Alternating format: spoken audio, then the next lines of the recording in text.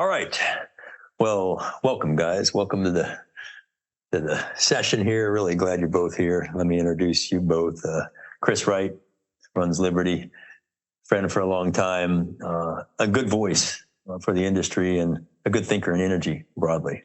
Really pleased you're with us today, Chris. And I know you love to have good dialogues, and that's what today is about. Glad to be here, Scott. Yeah, and Julio Friedman, known long time too. Julio is the carbon wrangler, but does a lot of things through the years, was in the Obama administration, DOE, academic, national lab work, et cetera. And long history in carbon sequestration, hydrogen, and many other things. So Julio, really glad you're here as well. This is a treat. Thank you. And I know you guys both like to discuss things, and it's important today, I think, because we're hearing so much binary dialogue out there. The good, bad, the clean, the dirty, the believer denier stuff, and not a lot of civil dialogue. Is it important? I mean, should we be having civil conversations these days, or is this okay? I think it's critical to have civil dialogue. How do you resolve an issue? How do you understand the trade-offs and understand people have different priorities and what's the pathway forward? I mean, it's just the lifeblood of a democracy, of a civil society. Mm-hmm. And sadly, it's been lacking. And as you said, there's been a lot of attempt to squelch that dialogue.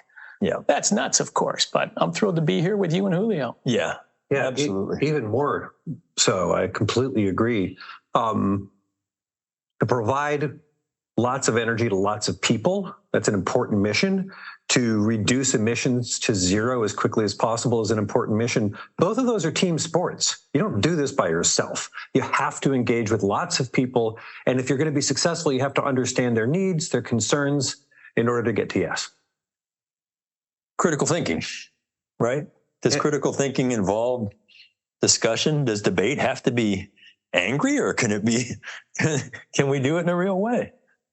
Oh, of course, it can be thoughtful and civil and all that. And it should be about numbers and facts. Now, humans are dominantly emotional, right? Most people, we make our decisions and form opinions emotionally. Yeah. That's how humans work.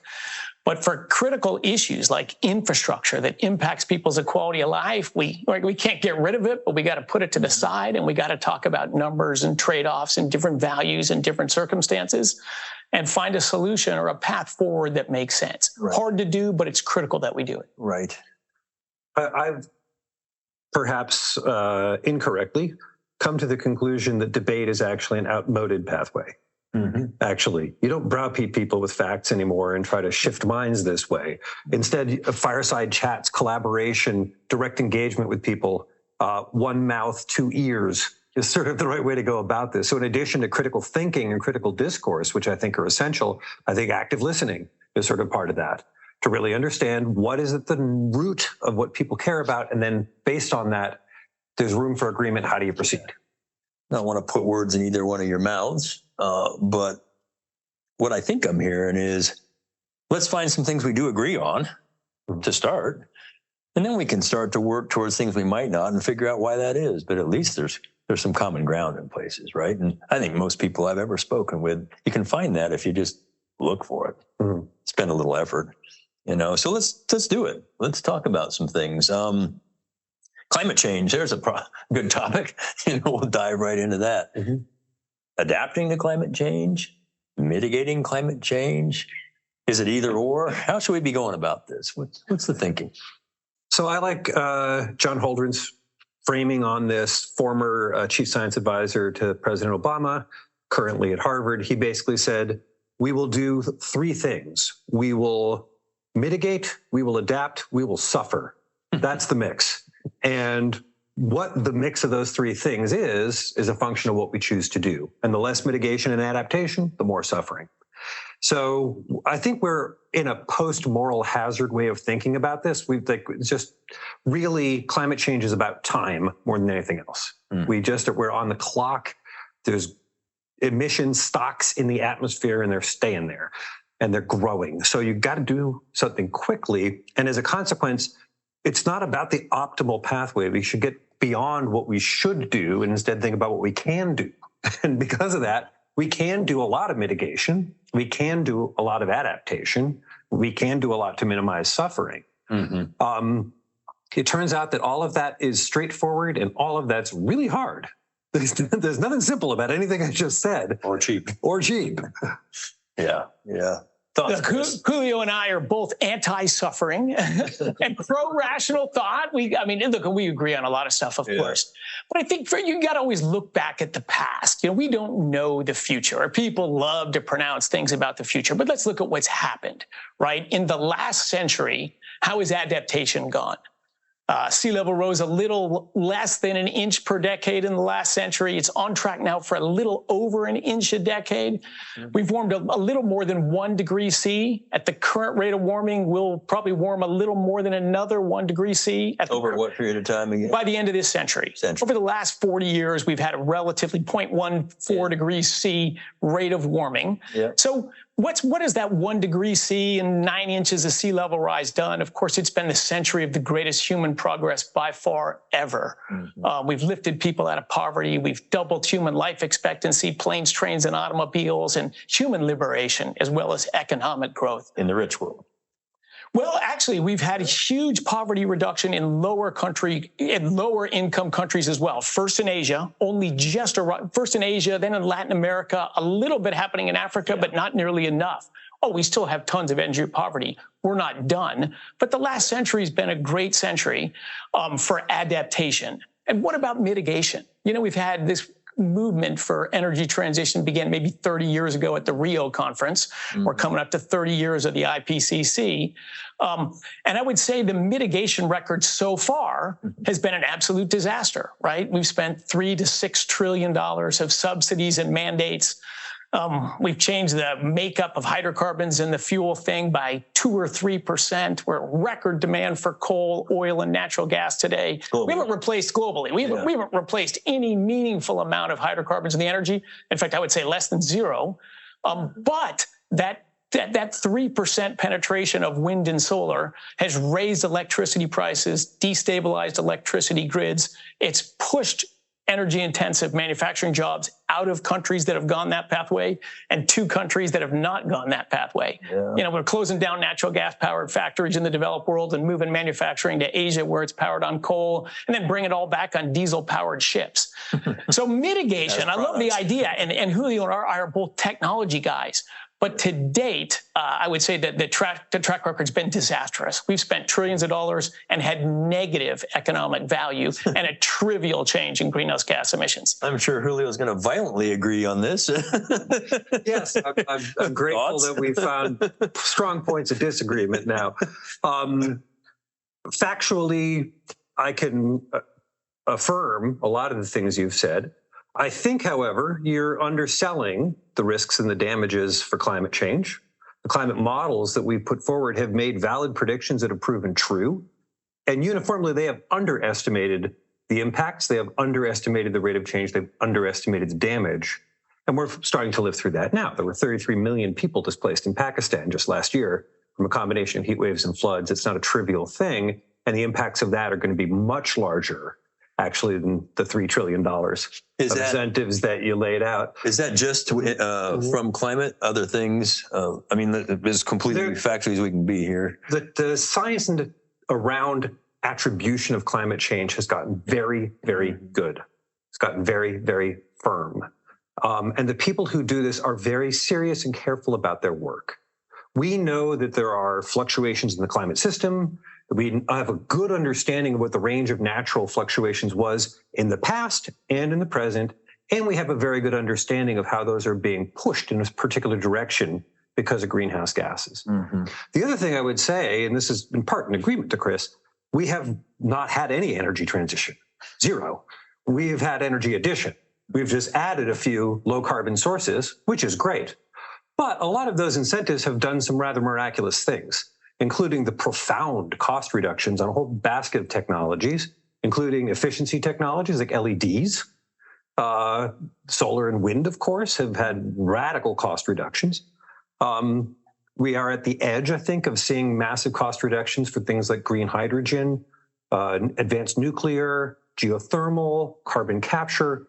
Battery technology has gone down, and a lot of those investments were to position the present for the future. So those investments 20 years ago were tee us up to a place where now we can deploy in a useful way. That, however, does not, and don't want to be glib about this at all. We are still not anywhere close to a trajectory of 2 degrees. We are on a 3.5 degree trajectory now.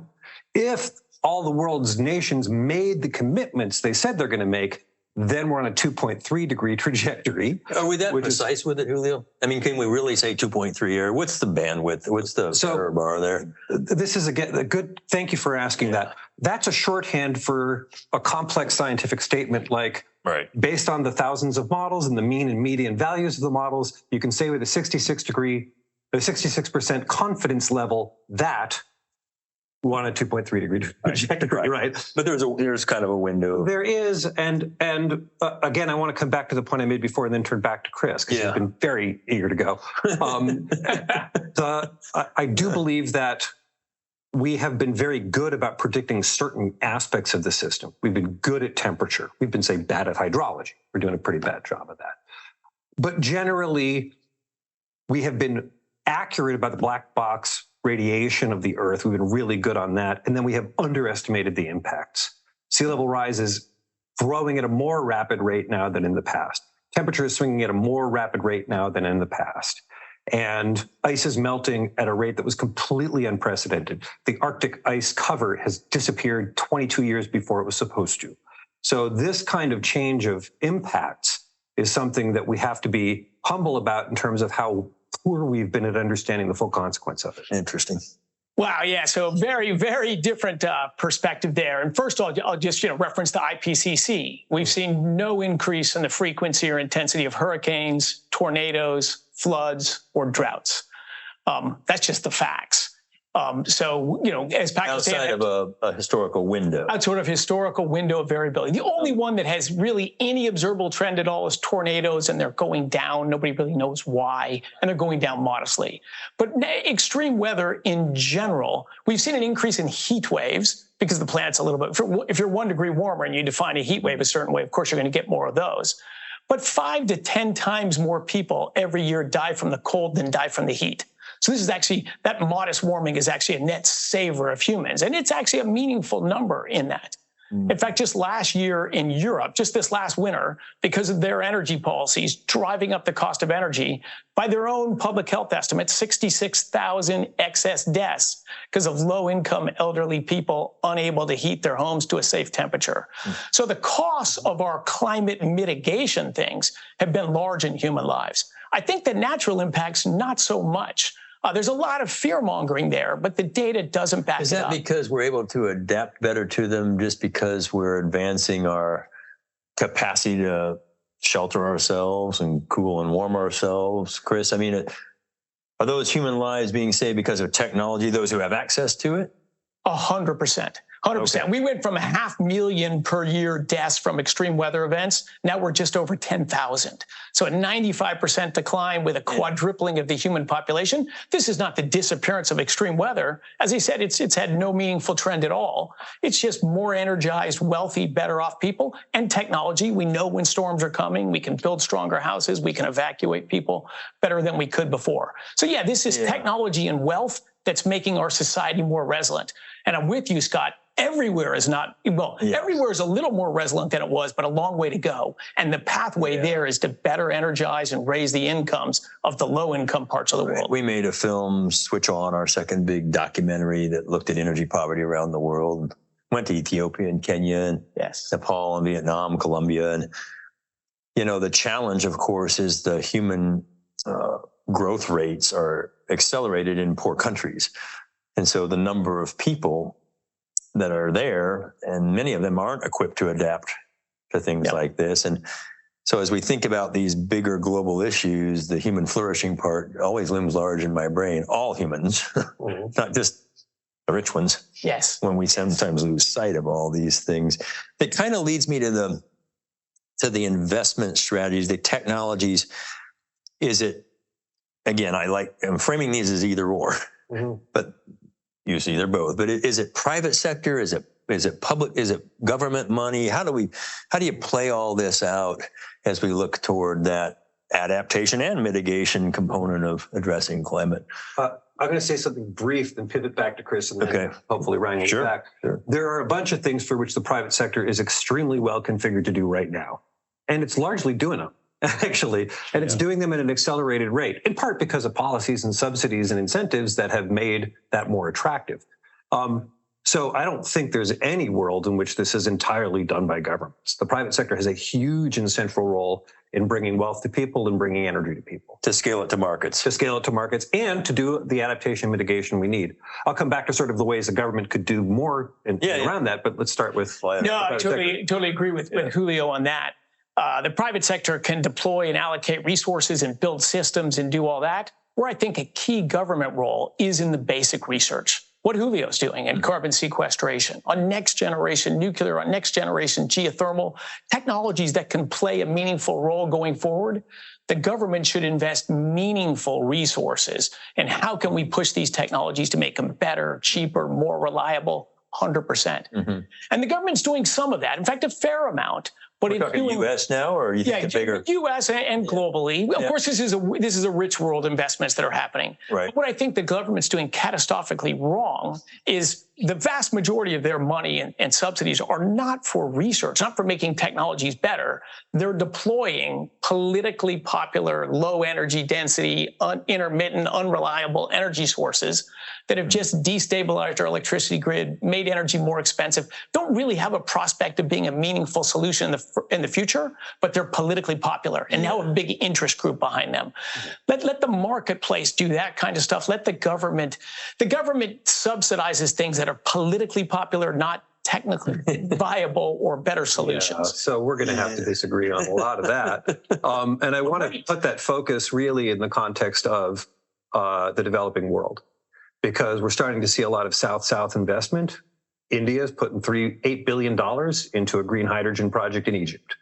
They're not doing that because of subsidies. They're doing that because the technology has gotten super cheap. They can deploy at scale quickly. And that will bring fertilizer and food to the Middle East and Northern Africa.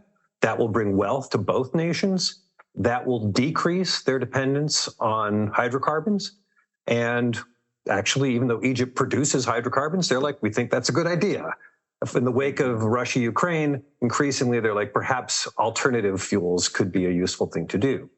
That is not about a government incentive package. That's about creating wealth around the world. And Japan's doing the same sort of thing in Chile. We're seeing massive investments in Namibia around the same sort of thing. And actually, if anything, it's too small. And part of the reason it's too small is because the profile of risk and investment for risk can't really be done here on the private sector. Interesting. And there you really need something like a multilateral bank, or you need governments to provide first loss or some other kind of mechanism that may not even cost the treasuries anything, but will reduce the risk profile. And this is most clear around something like cost of capital. Cost of capital in an OECD country is 1% to 4%.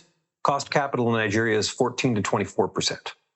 And there's reasons for that, governance among others, but you can't possibly finance these projects with that kind of debt finance. Yeah, so you're saying that these are not cutting edge technology, risky development things. These are taking what we know today, country to country, and deploying them to address major challenges right now. And I think we're seeing a lot of action in bilateral work between countries, not these big multinational cod fabs, which have a terrible record.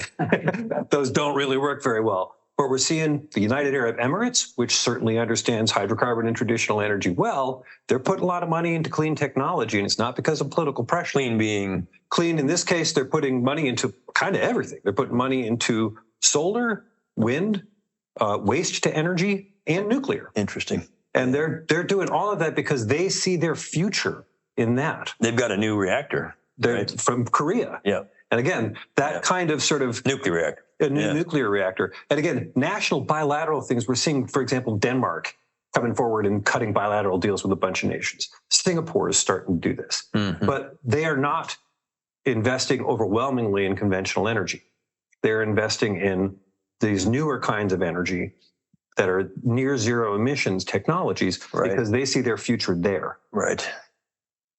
Yeah, look, when trillions of dollars are sloshing around, of course, good things are going to happen. I'm not saying everything's bad, Julio, not saying everything's bad. The vast majority of our spending or whatever, to date, it's been solar and wind, and now solar, wind, and batteries. These have, and we'll come back to them, I think, later, these have virtually no prospect of being meaningful contributors to the electricity system. The problem is just the wind doesn't blow for days and it's cold. Where does that energy come from, right? That's just an idle natural gas plant that's got to be turned on. We say the answer is going to be energy storage. Today, all the batteries in the world are a little over 1 minute of grid storage. If everyone builds all the batteries at the aggressive rates we heard, they'll get to 10 minutes by 2030, right? We need days. And to build batteries for storage for days, you take wind and solar and make it many times more expensive. It's already, of course, a driver of electricity prices going up without it. I want to just do a level set real quick. Make sure people understand that what you're describing is not just when the wind isn't blowing occasionally or the sun goes down at night, but these periods of time when intermittent sources have to have something there to make them reliable. And we're told solar and wind are cheaper. They are. They've come remarkably down. But again, that's currently an LCOE, levelized cost, which is at the bus bar or the plant gate. It's not to you or to me. It's what to get that to me, I have to have something there backing it up reliably. Am I right here? Exactly. I mean, the levelized cost of ownership, that makes no sense at all with an intermittent source. It's like saying, would you pay the same thing for an Uber and you didn't know when it was going to arrive and you didn't know where it was going to take you? You know, that's just an unrelated phenomenon to an Uber that arrives when it says and drives you where you are. Right. So, yeah, randomly getting electricity sometimes and not other times has almost zero value itself. So an example of more expensive electricity would be California. Germany, the United Kingdom.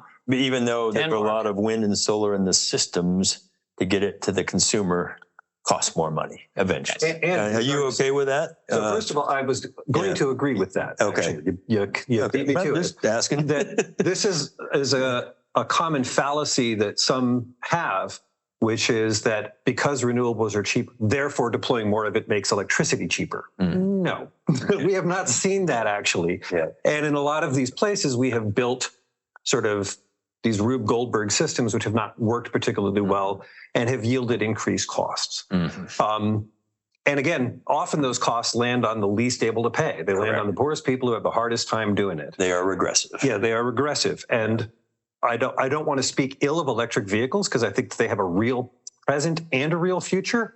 But to date, that has also been the case. To date, electric vehicles have been subsidies to wealthy people, and poor people do not have access to those. Even with the subsidies, they still don't have access. They have a role to play, but not the only role to play. No, is that what you were saying? Yeah, this is again a team sport. Yeah, everybody gets to work on this, and it also means that there is no one silver bullet. There's not even silver buckshot. There's a bunch of big howitzer rounds that we need, which is good because we're not trying to kill werewolves, right? They don't need silver bullets. We need to, however, beat things back in a rather precise way. Right. I also want to make sure that people understand, but when I'm talking about this, I'm not just talking about the U.S. and I'm not just talking about electricity. 20% of our total energy, electricity. Right. There's another 80% sitting out there. Right. So I think about how do you decarbonize steel mills and cement plants and chemical plants. I try to think about how do you decarbonize the food system. That's wicked hard. And you cannot actually do that with solar power and batteries. No. But again, because of our past investments in RD&D and because of our current incentives, we're seeing an emerging solution to the long-term electricity storage case that you mentioned. And it'll take just a minute to get through this. Here we're seeing hydrogen storage really emerging as its own thing. Hydrogen storage, to your point, they're building one single plant in Utah, and they're making a salt cavern underneath it to store hydrogen in it. That hydrogen will have 150 times the density of all the batteries in North America in one little salt cavern. Yeah. So it can do through the Dunkelflaute, and thank you for allowing me to say Dunkelflaute, through the times when it's dark and there's no wind and there's whatever, you can actually get weeks or even months, you can get that seasonal variance under control. And we have 4 Strategic Petroleum Reserve salt domes. If one of those was a hydrogen dome, we could actually stabilize the Eastern Grid Interconnect and even ERCOT, depending on where we put that dome, to a certain extent. But that is pricey. It is expensive. And that plant that they're building for the city of Los Angeles costs a bundle, and the rates are going up as a consequence of that. Yeah. So none of this is cheap, free, or easy. That's the part where I think I agree strongly with Chris. None of this is cheap, free, or easy. It's going to take a lot of work and a lot of effort to bend the curve. Yeah. And we can't be sort of cavalier about how effortlessly the market will deliver this. Vilkeflanta being a word literally invented for long periods of calm, right? Yes. Cold, calm in the winter. Yes. Cold, Cold, calm, and dark. I want to disagree with Julio's conclusion as well. Yeah. And this is what's different about our dialogue than too many dialogues about climate change. Julio and myself and you all acknowledge everything has trade-offs. There's no free lunch. Right. People think there's going to be cheaper, cleaner, better electricity. Well, of course, everyone's for that. Everyone's for that. Yeah. The question is, how much cost is okay? Who bears that cost? You know, if we spend $100 or $200 a ton to abate CO2 emissions, and the benefit of that is $10 or $20, like, to me, that's a human impoverishment program, not a, in another factor of 10, we're going to be there. So hence my focus, and I think Julio's focus, it's somewhat as well, is technology. Let's keep getting better, but let's not crash ahead and impose on everyone stuff that just makes energy more expensive and people's lives harder. There's a lot of words being out there now used: sustainable, renewable, green, clean. What does clean mean? Well, look, I'm an outdoor adventure guy, longtime board member of an environmental group. So you get a wealthy society. You want clean waters, you want clean air, you want beautiful wilderness to enjoy. I'm lucky. In my entire lifetime, the waters of the U.S. have gotten cleaner. The air has gotten cleaner. The area protected in wilderness has grown. The large mammals. When I was a kid, I lived in Colorado and was in the mountains all the time. Yeah. I never saw a bear. I never saw an elk. I never saw a moose. I see them all the time now, more than I want to see them. Yeah. You know, so there are some great. Why is that, Chris? What's happened in your lifetime? What's caused that? Look, part of that's control on hunting. You know, I mean, why has the polar bear population exploded? It's not because a little bit less ice is good for them. It's just because we've stopped killing them. So part of it's land management. Part of it is cleaner water and cleaner air and better care for ecosystems. What about, is it regulation? I mean, do we have the wealth to regulate and keep these things clean now? We do. The Clean Air Act, I think, was very practical. You know, we've had 80% drop in emissions of things that we think of as pollution and clean air. So to me, that's what clean means. Today, clean is often used for another thing, which is lower greenhouse gas emissions. And to me, that's very deceptive, and that's a destructive misunderstanding. Kids are like, they're going to be choking on more carbon dioxide in the atmosphere, and they feel this. You know, we've created all this anxiety. 20% of kids have nightmares about climate change. College kids don't want to have kids because they think the planet's going to pot. Greenhouse gases are different than pollution. You can't have life on Earth without water, oxygen, and CO2. Those are our three most essential molecules. One of them does absorb water vapor absorbs far more infrared radiation than CO2. But so understanding the balance and trade-offs with that is very real. Climate change is real. Greenhouse gases are a real thing, but they're not pollution. So calling solar or wind clean, even though they have much larger impacts on the environment than oil and gas, I think is sort of a misnomer. They're lower greenhouse gas technology. So it's a component of it. Clean to you. Thank you. Yes. Because I do think we actually need, as soon as we can stomach it, we need a system with near zero greenhouse gas emissions. So I definitely include that as part of my definition of clean.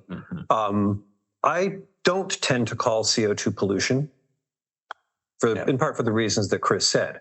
But we just can't keep chucking it in the atmosphere either. Like that's not going to play out well for any of us. So I have put together a framework in my mind now, which I call ASCII. Sorry for the acronym, folks. I just couldn't resist. Abundant. It has to be available when you want it. 80% of the day. You know, you need energy, you get it. It has to be sustainable, which means you can't pollute in criteria pollutants, water and stuff like that. We can't destroy ecosystems to do it. We can't chop down rainforests and call that sustainable. And we can't emit greenhouse gases in any substantial volume. It has to be cheap. That's the C in ASCII. Because if it makes it really expensive, that is also a human impoverishment program. Yep. That doesn't help humanity if the energy gets more and more expensive, right? Yes. Because cheap energy helps people thrive. And it makes better societies and it makes better people. And energy, not just electricity. We need fuels, we need heat, we need these things in abundance as well. Right. And so, but in that context, sustainable to me means those three things. You can't continue to pollute in a conventional sense, you can't destroy ecosystems, and you really can't continue to emit greenhouse gases. Yes. That's a good acronym, ASCII. I like it. Affordable, reliable, clean. There's lots of different ways to look at these, but I think that should nuclear play a role here? Does nuclear have a hell yes? That's a double hell yes, I think. Hell yes. We're just moving on. Dispatchable, high energy density, works in all weather conditions, and you can get a large amount of power on a small land impact. Yeah. It would be clean in my definition of clean. Yeah. Yes. Yeah, Small land impact, huge scaling ability of it. And as we talked about earlier, Scott, electricity is 20% of global energy, but 90% of the dialogue about the energy system. It's just where everybody talks and focuses, but it's just one sliver. Nuclear can provide high temperature process heat. It's the most important thing we get from energy because it's from high temperature process heat that we can make steel and cement and plastics and fertilizer and all the materials you need to make everything else. We can't make wind turbines or solar panels without high temperature process heat, and we can't get them from wind turbines or solar panels. Right. So yes, I'm a huge nuclear fan, and I know Julio is as well. Yeah, very much so. I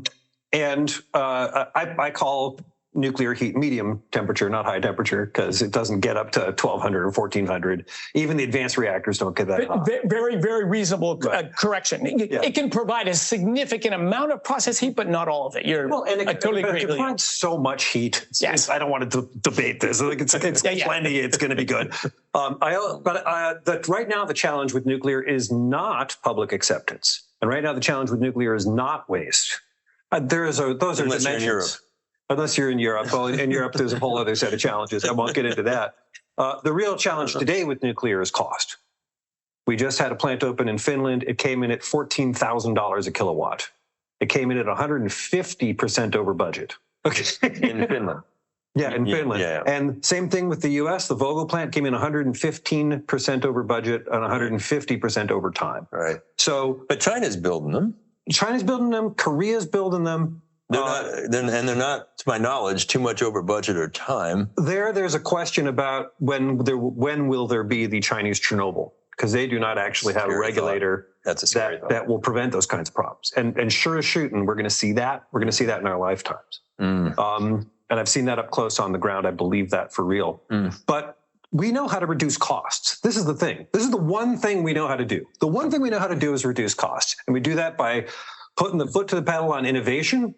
And then at the appropriate juncture, which some people will disagree on, you provide the market pull that will bring it into the market. Yeah. And that could be a tax break, that could be a firm purchase agreement, something. But we learned with the loan program office at the DOE that even if you make it super cheap, it's too risky for a lot of investors. They just won't build the first plant. So you need to build 4 or 5 to de-risk the plant, in which case the private market's really well configured to pick that up. Yeah, my friend Tom Fanning. I agree with all Julio said. Tom Fanning over Plant Vogtle, Southern company, man, pulling his hair out, right? Long time.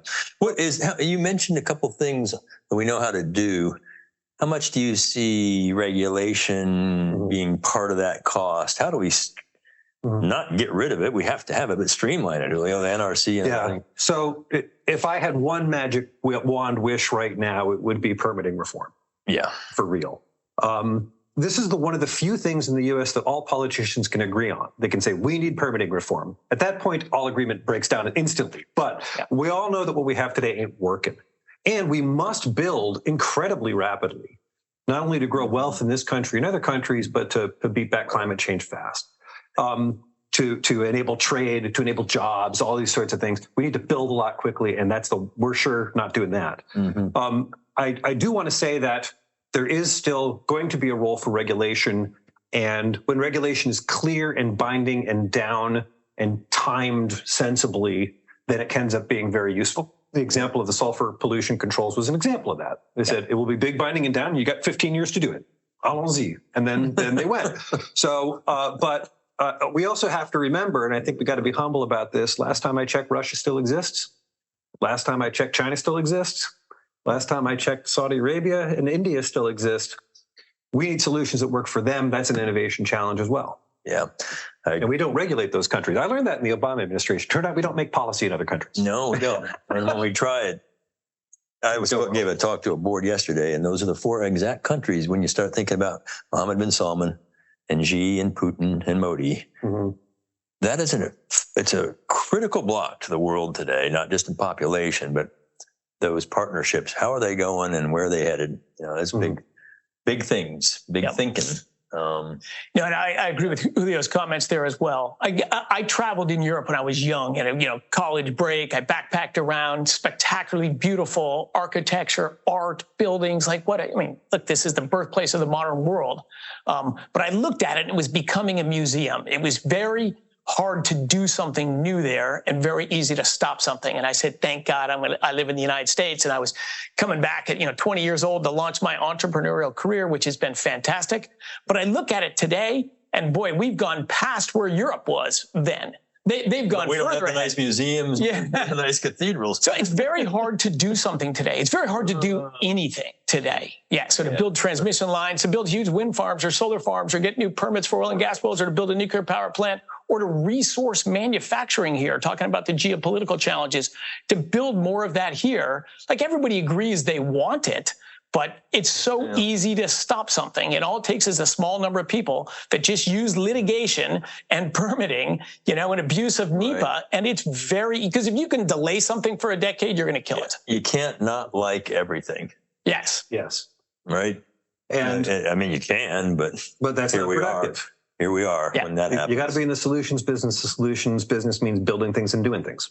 Yes. And if you can't build and do things, we're not getting very far. Right. Yep. In that context, I think there's 3 big levers we need to pull. Innovation's one of them. We talked about that already. Infrastructure's another one. Mm-hmm. We do not have the infrastructure we need for this. We got to build transmission lines. We got to build CO2 pipelines and hydrogen pipelines. We got to build fueling infrastructure. We got to retool our ports. We got to do all this stuff. Nuclear power plants, all of these things. Mm-hmm. And that infrastructure is going to be critical, not just here, but everywhere. The Port of Santiago in Chile is building itself out. The Port of Luderitz in Namibia is building itself out. And the Port of Rotterdam is not. Unless they build that infrastructure, they actually will be hard pressed to keep costs down and to make that transition. Right. Interesting. As we think about large energy companies globally, oil and gas is not evil everywhere. In fact, there are a lot of places in the world that bus kids to oil and gas conferences because it's a remarkable career and great opportunity. And many countries in the world are still building. Mm-hmm. They're coming out, emerging from poverty. They're starting to, economize, if you will, and they need oil and gas and they know it. Globally, as we think about this, what role the oil and gas companies have to play in decarbonization? Not just providing energy, which I think you all have agreed, but actually, what do the big energy companies do? The oil and gas companies, what's their role in all this?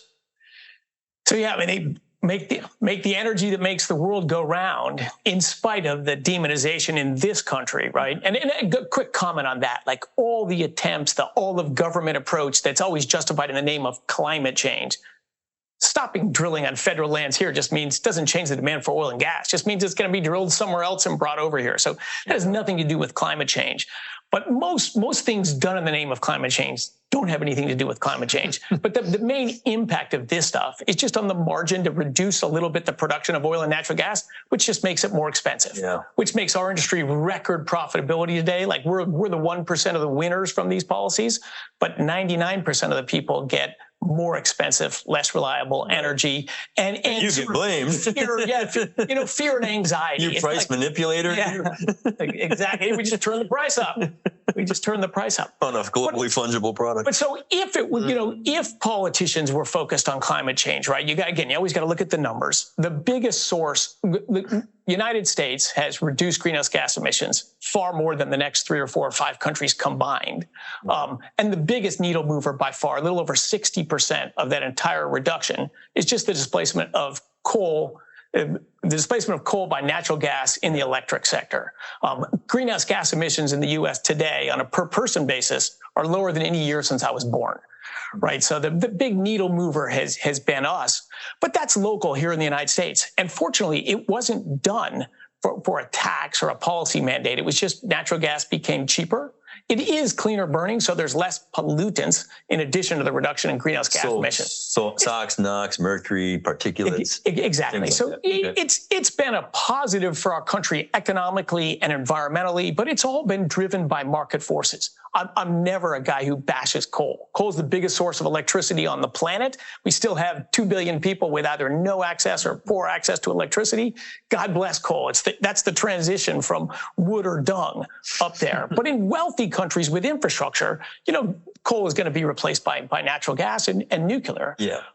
So our industry has been a big driver of that. But of course, you don't hear about that in a greenhouse gas emissions world. And we're producers of energy. My company is involved in this next generation geothermal. Right. We think that's an exciting technology. We're going to produce firm, low carbon electricity in the Western United States. And that's going to start sold into California, but that'll go elsewhere. So, we're energy people who have taken risk and deployed capital and do math. Right. So that's an opportunity in an energy set, but most of the politicians and policy don't involve any of those gas things. Replacing coal, geothermal, what else? What oil and gas companies? So there's a lot that oil and gas companies can do. A quibble, though, before I go, which is that while I agree about your numbers and the trends down and the role that gas played, to say that happened without policy is inaccurate. Because certainly in addition to the investment in innovation, which the government made for a solid 30 plus years with things like the Eastern Shale program and stuff, there was also an unconventional driller's tax credit, which ended up actually getting a lot of wells drilled and allowed companies to take more risks.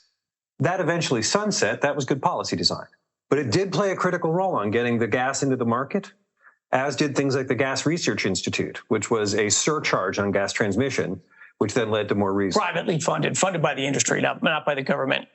Privately funded, but through a widely accepted surcharge policy that states approved. Right, voluntarily subscribed by the companies, but yes. I want to come back to your main point, though. All right. But before you leave it, keep your thought. But sunsetting things is important, isn't it? Yes. One of the things that, I have a quibble with some of my friends who are real enthusiasts of renewable energy. I am also an enthusiast about renewable energy. But when they say solar and wind, onshore and offshore wind in particular, and they keep saying it's the cheapest power out there, I'm like, great, so it doesn't need any more incentives, right? And then they're like, oh, no, not so fast. Because in point of fact, to deploy at the rate we think we will need, we do actually need more incentives. And as Chris was saying correctly, doesn't always run. So you end up having to firm it with other generation of some kind, often an emitting kind, in order to make it work. Again, it is all hard. It is all pricey. It is all complicated. And I will double down on what Chris said. Yes to numeracy. Can we please get some more numbers into these conversations so that people can be accurate about it? But to the role of major oil and gas companies, let's start with a quick pause. I think your audience knows this, but only 15% of the oil and gas in the world is produced by the major oil and gas companies. Almost all of them are produced by national oil companies. So major companies, the international oil and gas, so the Exxons, the Chevrons, the Totals, the BPs, the Shells. But instead... How much, what percent? 15. 15%. Right. Whereas the national oil companies like Saudi Aramco, ADNOC, PetroChina, Petrobras, Petronas, these guys produce the overwhelming majority of hydrocarbons in the world. And pleasantly, they are also getting more involved in the energy transition. And Sultan Al Jaber, who is the head of ADNOC in Abu Dhabi, as well as hosting COP28 in Dubai this year, has said pretty clearly, we must do, among other things, carbon capture. And that's a way to get the energy benefits out of hydrocarbons without the emissions. And he's bet pretty hard on that. That has caused consternation from some of our friends. But in point of fact, I think that's fair and accurate. That is by far not the only thing they can do either. And we're seeing a lot of energy companies getting into the hydrogen business on this basis. And that's pretty straightforward.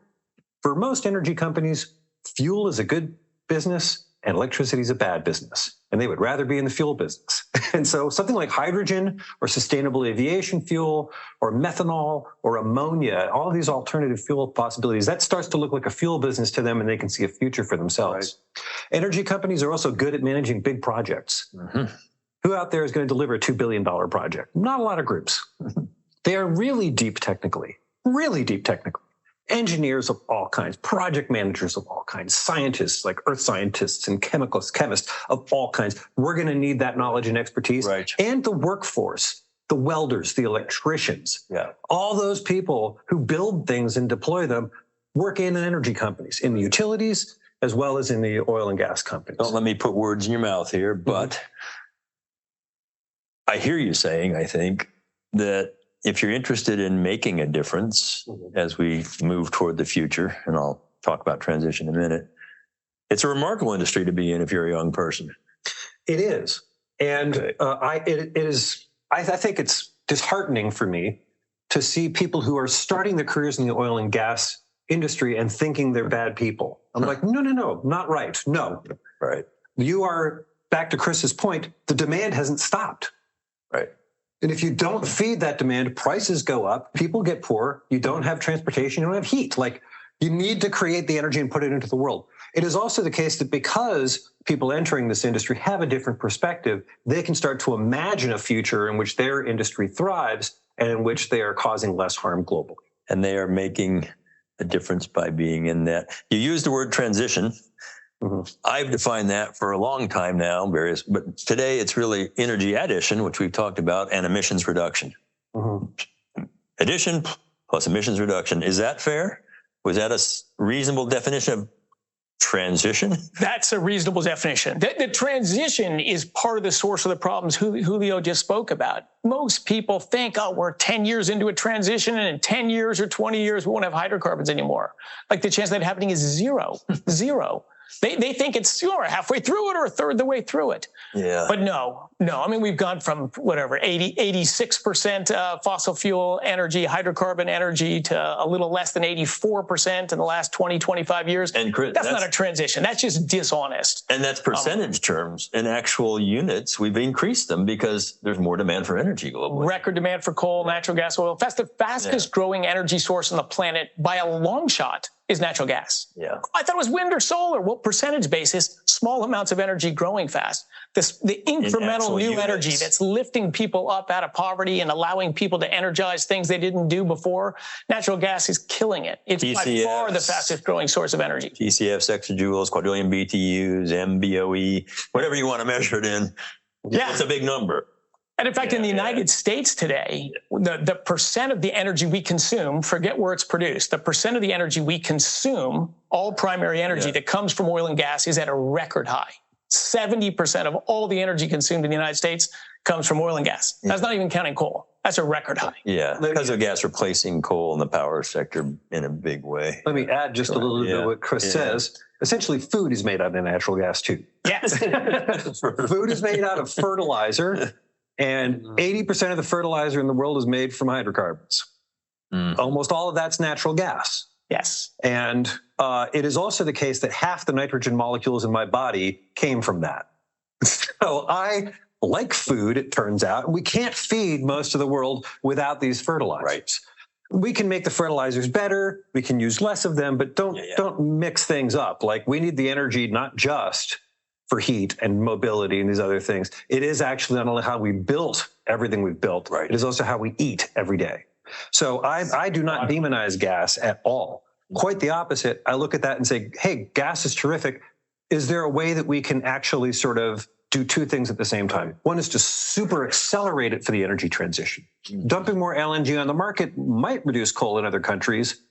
Is there a way to make that firmer? Is there a way for companies like EQT, owned by the Rice brothers, is there a way to think about them buying coal plants overseas and displacing those coal plants with natural gas? Like hardwiring a transition and actually decreasing emissions while increasing energy access. Similarly, is there a way to manage the lock-in questions that people reasonably have? And I think the answer is yes. We have 3 different ways to manage lock-in. We can do carbon capture where we can do it. We can't do it everywhere, but we can do it some places. We can repower with hydrogen. We can do gas blending in turbines up to a very high level. And there are fully gas turbines, and there's also fuel cells and stuff like that. And we can shut stuff down. That's the list. The list is carbon capture, hydrogen, and shutting stuff down. So out of those, I like the first two a lot better than the last one, because the last one actually, again, impoverishes people in terms of energy. It steals opportunity for a better future associated with industrialization and hospitals and education and all these other sorts of things. Right. So, Julio, great words. And let me just ask you to elaborate a little bit on that. So obviously great for my industry that we're going to replace coal plants overseas with natural gas exported via LNG over there. But when you transport the natural gas across the ocean, it well more than doubles the cost. You're in a different marketplace. It might be 4 or 5 times more expensive. So landed in Indonesia or China or Vietnam, it's massively more expensive than locally mined coal now. So we would get lower emissions and lower particulate matter, cleaner air. We'd get all those things out of it. But if it doubled the price of electricity for low-income people getting their first access to electricity, is it still a good thing? I think that this ends up being proved out on a case-by-case basis, actually. I think to the point of being numerate, you got to be granular too. Yes, agreed. How is that decided though? That ends up getting decided largely through markets, but let's also be clear, governments have a role in these markets, and they always have. Part of the basis on which Japan has built the LNG business over the years is they said, well, sure, we'll have a 25-year offtake agreement, and our ratepayers will pay for it, right? And that did cost more money. It also helped them massively. And there's ways to imagine that in different cases. And it wasn't just the government, it was the Japanese banks and the Japanese equipment manufacturers and the Japanese EPC contractors and the port. They captured more of the value chain in doing that. And as a result, were able to bring wealth to their countries in addition to bringing the higher costs. Exactly. I mean, Japan's a wealthy country, so that extra cost for clean air, they would make that trade-off. Right. They did make that trade-off. It's better for manufacturing gas than coal, so it makes total sense to me that Japanese society would want to do that, and that probably any wealthy society, unless you're nuts in Europe, but a typical wealthy society would make that change. But I just don't know where Indonesians right now. If you went and asked that, I've been to Indonesia a number of times. If you go and ask those people, if we can make air a little bit cleaner 10 years from now, would you pay twice for electricity? I don't think we'd get a lot of takers. Yeah. So again, I think it ends up being granular and being a package deal. In many countries, they wouldn't take that deal. I think that's been part of the challenge for trying to decoalify a place like Vietnam. Yeah. They just run the numbers and they're like, nope. Yeah. Not going to do that. Yes. Right. We filmed in Vietnam we'll look at the whole coal thing there, and they just said, we got to do that. Does that bring us back to nuclear, though? Is small modular nuclear reactors a partial solution in countries? They're pricey if you have heavily regulatory, but if I'm sitting in a place and I don't have much, and I need something that once the plant is built, the actual electron is pretty cheap coming out of nuclear. Is that a substitution for coal?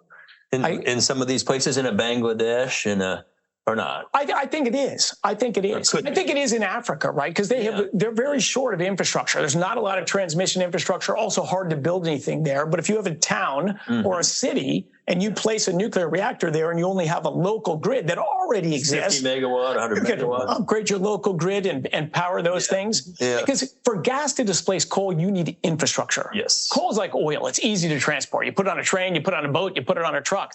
Natural gas, when you have a pipeline infrastructure in the U.S. and Canada, it's fantastic. It's cheap too. But without that infrastructure, exactly. well, fortunately, we already have them. But other countries, India, for example, you mentioned India and hydrogen, and it's true they're putting eggs in many baskets, but by far their biggest basket is natural gas. They're building the infrastructure to move natural gas around their country. And a lot of coal. Get cleaner. Right. Well, coal is what runs them today, but they're looking ahead as like the biggest replacement of coal is natural gas in their plan. But that will take a long time. It will drive price up, but it'll bring cleaner air and it'll be better for manufacturing. Well, but India is a really good example because there's 3 bogeys they're chasing at the same time, and that's why LNG imports work for them, actually. One of the bogeys they're chasing is food. They want their own domestic fertilizer industry, and the gas is their ticket to that. Second, they have incredible renewable resources. not just solar and wind, but hydro as well. Mhm. Yeah. And they are certainly doing nuclear and more of it. Mhm. So all of that sort of makes sense for them. And then third, natural gas allows them to accelerate their industrialization. It's not just a question of Exactly. energy to people. They can have more refining. They can have more manufacturing. They can have more steel mills and chemical plants and cement plants and all these other things that would also run with a gas-based fuel. Right. Absolutely. This brings Absolutely. it maybe to solar and wind, I think, and batteries. Where does it make sense to accelerate solar and wind? You've said earlier, again, don't want to put words in mouths, but you can't do it all with solar and wind. We get that. You know, it's intermittent, blah, blah, blah, blah. Has a role to play, though. Certainly, First Electron, I brought First Solar to Conchuqua, Colombia. 8 days, we sat there without electricity and put in a 3.5 kilowatt array to power 6 mud huts, and it wouldn't even power half my house. Mm-hmm. But man, it changed lives, or at least it started to. Where does it make sense, and how do we accelerate that? Has a role to play. So I worked on solar energy almost 40 years ago. Yeah, the remote off-grid application I love. You could charge a cell phone. In Kenya, everyone's got their money, M-Pesa, on a little tiny cell phone. Very, very low-income people have cell phones. Right. You can charge a cell phone. You can have light at night. That's awesome. But it's not enough energy to raise your incomes, to really change the game, to manufacture anything or do Get you you that. started. Mm-hmm. Yeah, right. It's a piece. But I see roles for solar going forward. I think it will grow. Both of them will grow in the medium term, but I don't think they ever become meaningful players in the global energy situation, because to do so, we need a series of miracles.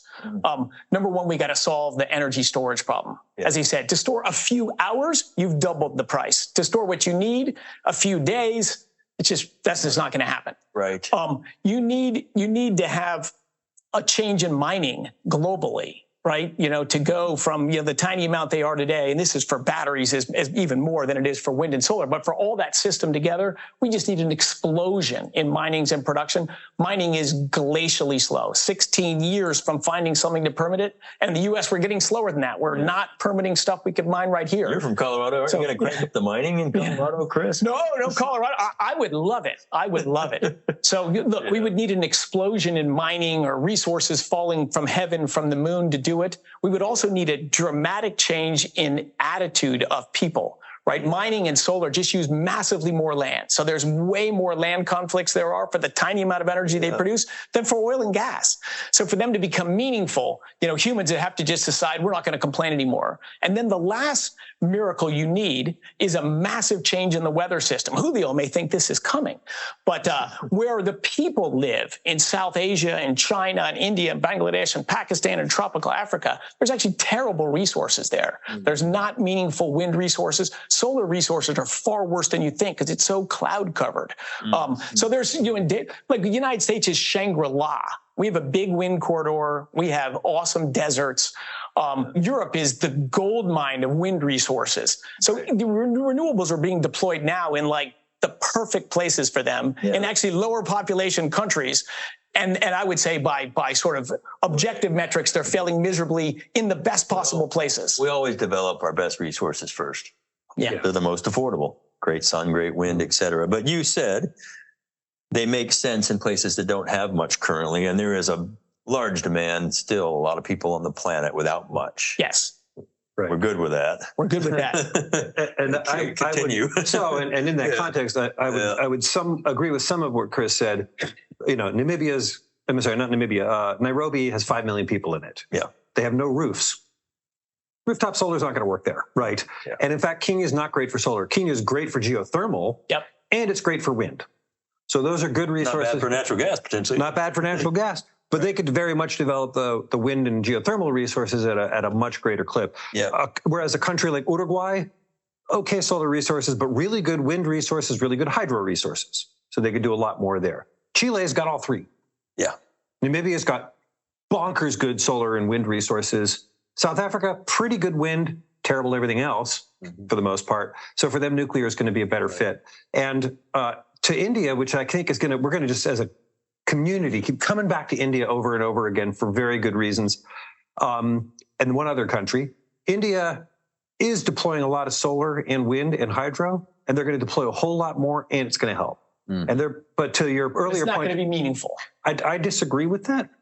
And in part, I disagree with that because they're building the infrastructure you need to make it meaningful. And that's a difference. Because if you don't have the infrastructure, you're correct. But if you do have the infrastructure, then they can harvest that abundance in a place like Rajasthan and use it in a place like Ahmedabad. Power lines. In that case, power lines. But they're also looking at building gas infrastructure the other direction. They're also looking at building a hydrogen infrastructure from the deserts into the other places. So it's actually a pretty interesting mix of stuff. Right. One country, though, which is going to matter a whole lot, which we are also going to be talking a lot about, is Nigeria. Nigeria has all the oil and gas resources in the world. They're outstanding. They got crappy solar and wind resources. In the northern part of the country, there's decent solar, but everywhere else, like you said, it ain't good. They need a pathway too. It will be the third most populous nation on earth very soon. It'll be India, China, Namibia, 420,000 million people. Nigeria. I'm sorry, I meant Nigeria. Thank you. Yeah. I am not going to just relegate Nigeria to the past. I'm not just say, oh, well, those people get to suffer, but Namibia doesn't. Like, that's nuts. Right. We need so much more of this, and solar and wind won't be their answer for sure.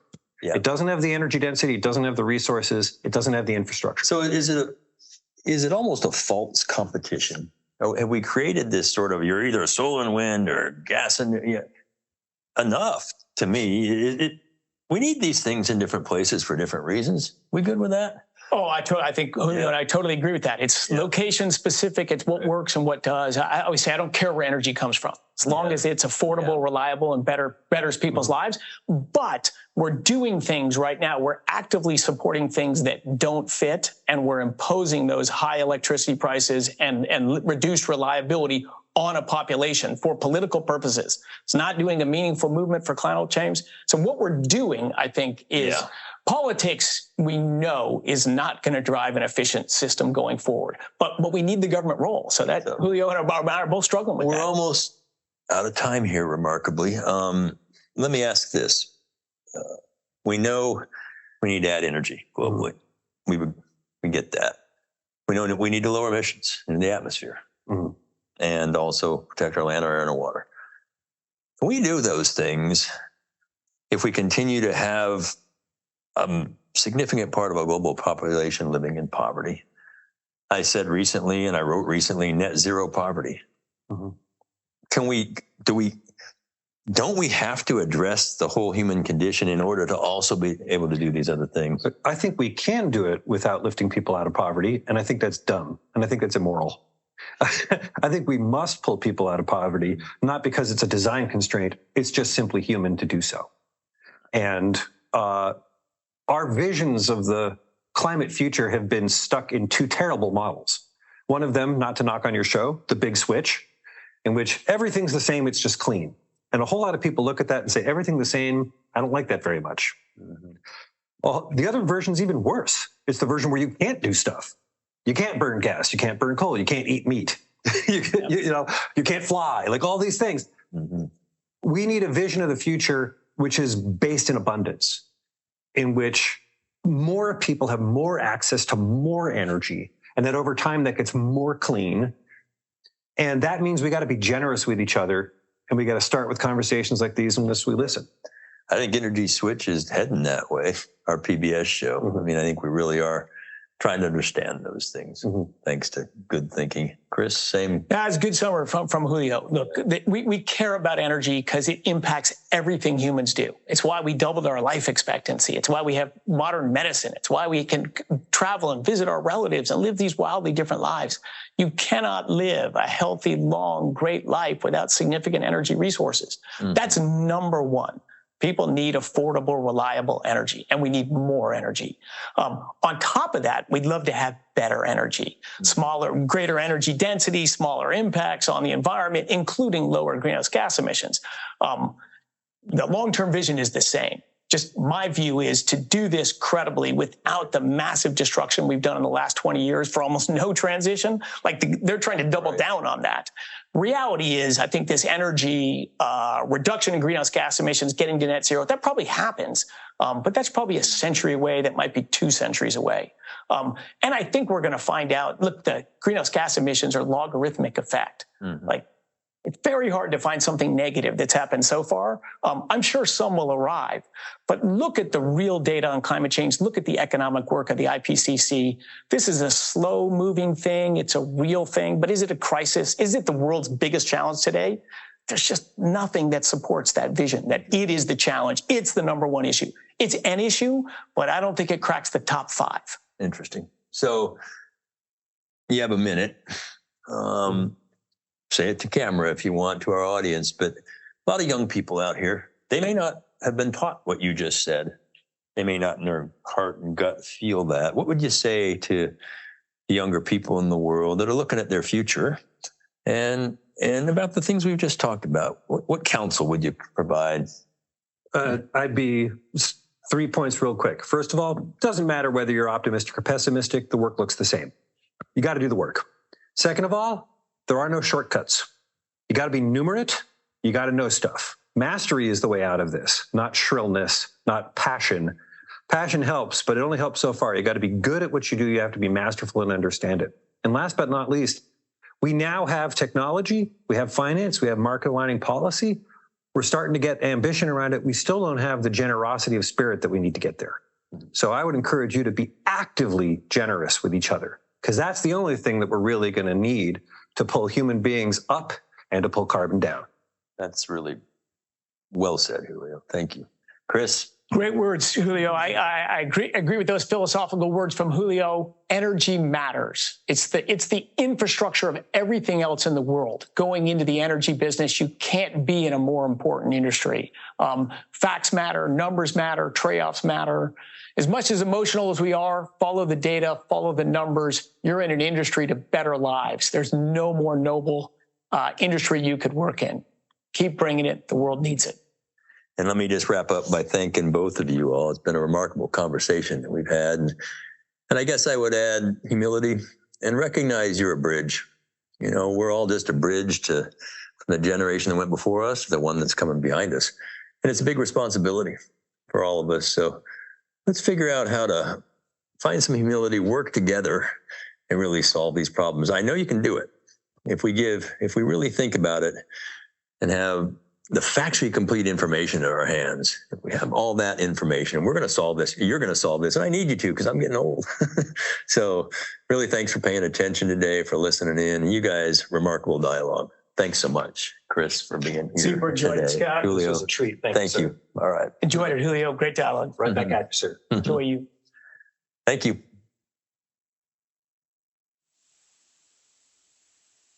Well, what an exhilarating 2 days it's been at the EVOLVE Conference. Today, we explored groundbreaking ideas and strategies that are shaping the future of our industry. And as with yesterday, we witnessed many passionate conversations around these topics. From the impact of AI and machine learning on energy operations to the growing significance of ESG and sustainability initiatives. I'd also like to highlight the panel that you may have just listened to, moderated by Scott Tinker with Chris Wright and Dr. Julio Friedman. I personally was captivated by their visionary insights, but most importantly, this notion of keeping this dialogue open. We also had some other great panel discussions on emerging technologies, renewable energy integration, and the role of digital transformation on creating our future. This has been an incredible opportunity for us to come together as a community and share our experiences. And that conversation does not end today. It's just the beginning of a powerful movement. So please keep connected with Enverus and our community and continue to network with the professionals that you've heard from today. Finally, of course, I want to express my heartfelt gratitude to all of the attendees, the speakers, and our team who made all of this an overwhelming success. Thank you. Your active participation and thought-provoking contributions have made this conference a truly unforgettable experience. So farewell. Let's continue shaping the future together.